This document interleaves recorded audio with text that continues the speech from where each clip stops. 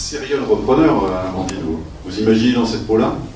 Non, pas forcément. Non, au départ, c'est vraiment parti pour reprendre une entreprise. Voilà, c'est les circonstances qui ont fait qu'effectivement, j'en ai repris 2 puis 3. Tout à l'heure, Benoît Darcourt nous disait qu'il avait regardé 70 dossiers, ce qui est déjà considérable. Vous en avez regardé combien de votre côté? En fait, moi, j'avais mandaté la Chambre de commerce de Paris pour me faire du sourcil. Donc au départ, j'ai eu un dossier, 400 entreprises potentielles à regarder. J'ai passé un certain nombre de jours à analyser ces dossiers pour éliminer toutes les sociétés qui n'étaient pas une police, toutes celles qui ne correspondaient pas vraiment à mes critères. De là, il en a sorti une quarantaine. La Chambre de commerce donc, a écrit en son nom pour indiquer qu'elle avait un repreneur potentiel. Et puis j'ai eu une dizaine de rendez-vous et d'entreprises avec lesquelles j'ai discuté, dont Saditech et Milesis. C'est-à-dire que les 30 autres, ce sont des gens qui souhaitaient pas céder, forcément. Bon, voilà. Après, maintenant, en tout cas. Voilà, parfait.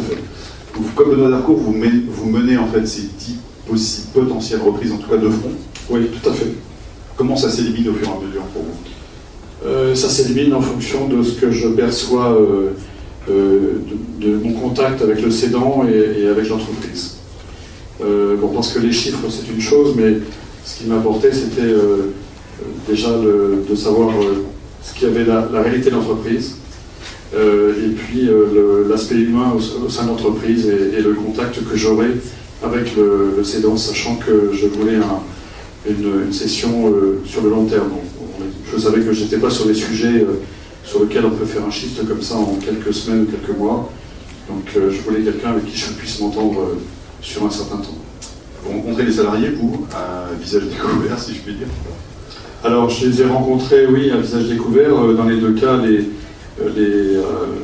salariés savaient que j'étais un potentiel repreneur. D'accord. Combien de temps avant, en fait, mon opération a duré très longtemps, puisque j'ai signé la LOI pour Milesis le 11 février 2015, et j'ai signé le rachat des 2 entreprises le 10 mars 2016.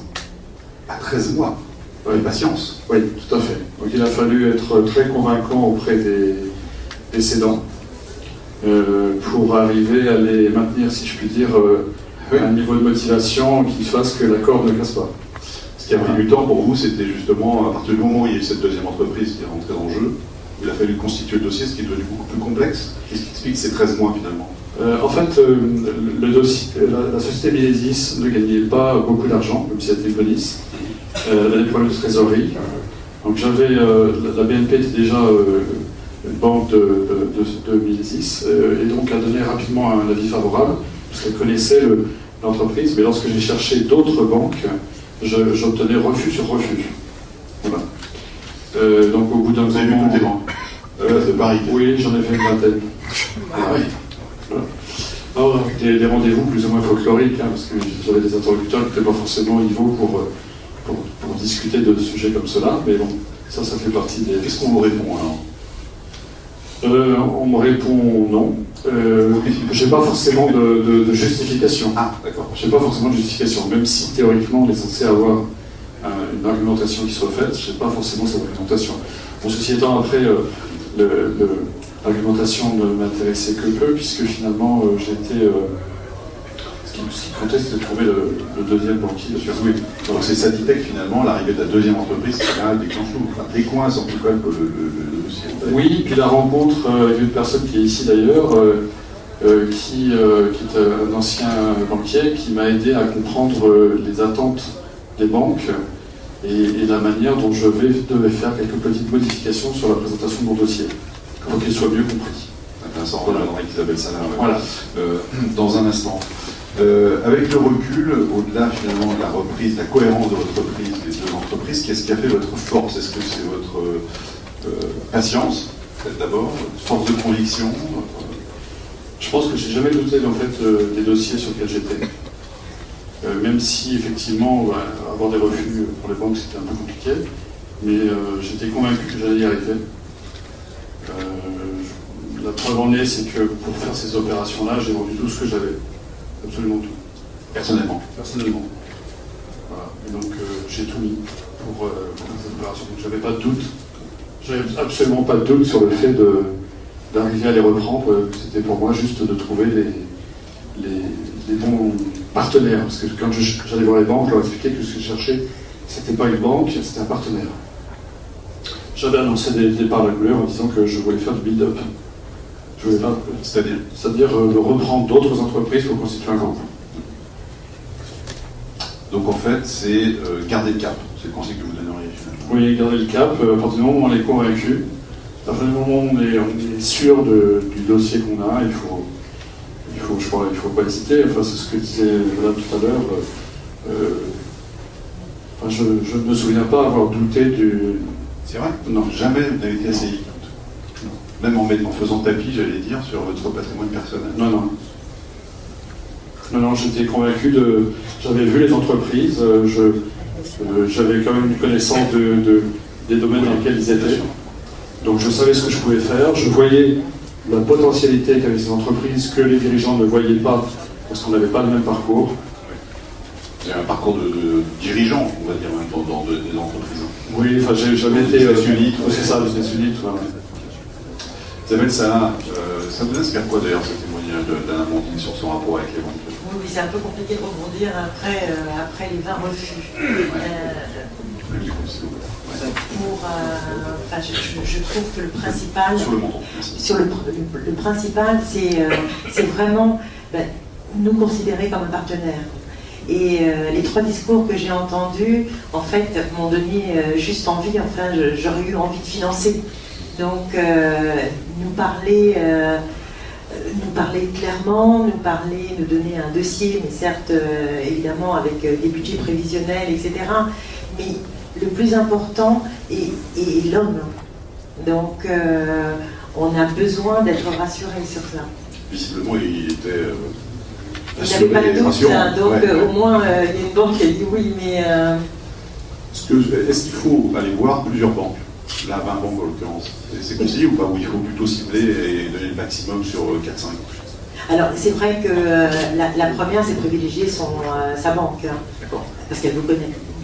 Et ensuite, oui, ne pas hésiter à présenter le dossier à d'autres banques. C'est important. Parce qu'elles peuvent vous donner des avis, des conseils, donc non, c'est important. On disait que finalement, au départ, ils ne savaient pas forcément ce que vous attendiez. Ce qu'attendaient les banques, pourquoi on leur présente. Qu'est-ce qu'il faut privilégier? Alors la posture, vous l'avez dit, c'est très important. Oui. C'est-à-dire dégager de la confiance. Dégager la confiance.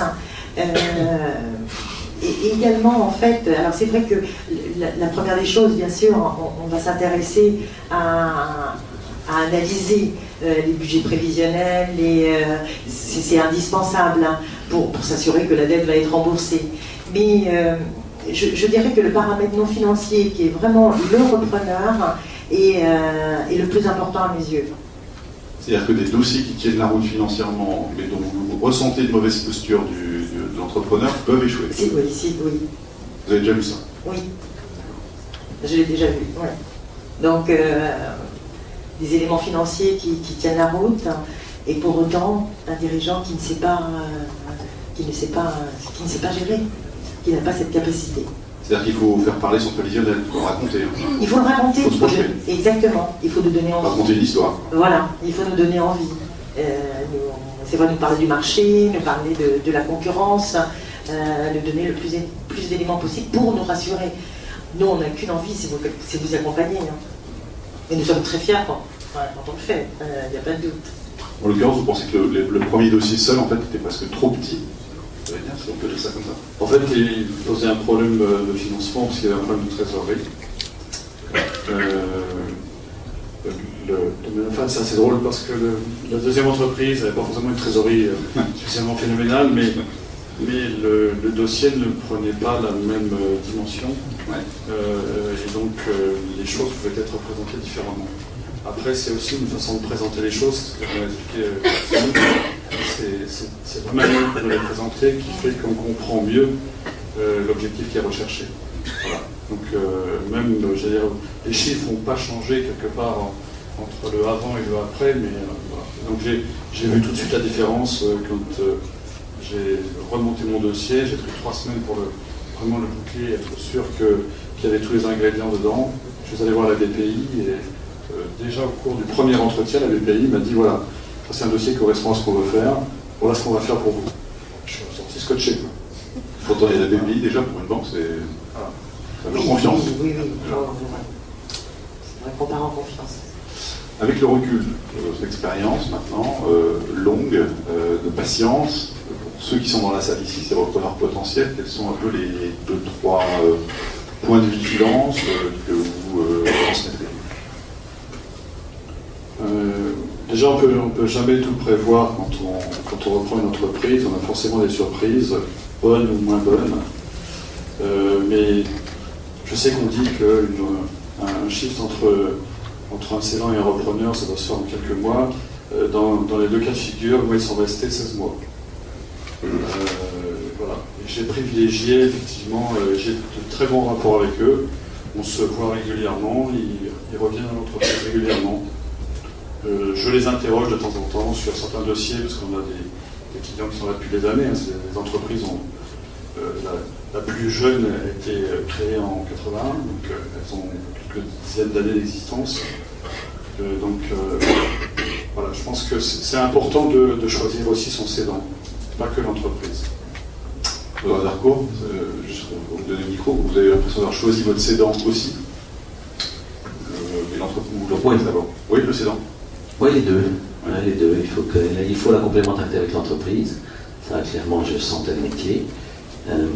Mais le cédant aussi, je voyais qu'il avait son tempérament, mais j'arrivais avec les tempéraments, je sentais que c'était un industriel, donc ça allait pour moi. Ouais. Vous ne le considérez plus, vous, en revanche, sur le cédant? Il revient de temps en temps, non, j'ai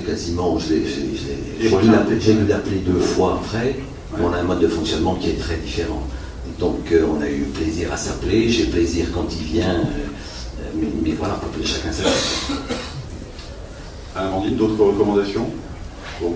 Si on croit à son dossier, il ne faut pas lâcher le manche.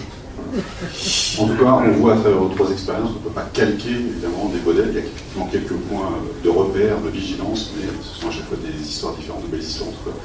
Vous nous avez raconté tous les 3 et je vous propose qu'on vous applaudisse à nouveau. Merci pour votre témoignage. Merci à vous pour